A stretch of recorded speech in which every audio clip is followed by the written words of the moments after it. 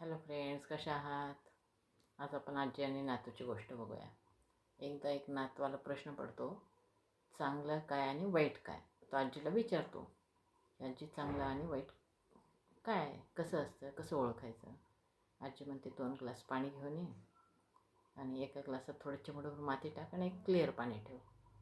आणि मग घेऊन आल्यावर एक चमचाभर पाणी काय म्हणते, स्वच्छ पाणी जे आहे ते माती ज्या ग्लासात मिसळलेली आहे थोडीशी त्याच्यात टाक. काय फरक झाला? त्याला म्हणतं काही फरक पडला नाही.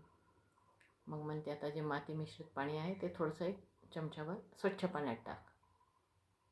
तर मग म्हणतो आजी आता हे पाणी पिता येणार नाही ना पण आपल्याला, ते दूषित झालं आहे. मग हाच तर फरक आहे ना, म्हणते आजी.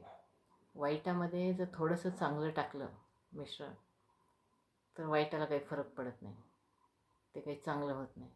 पण चांगल्यामध्ये जर थोडंसं जरी वाईट मिसळलं तर ते दूषित होतं आणि ते योग्य नाही. म्हणून माणसाने कधी पण चांगल्या माणसाची संगत धरावी.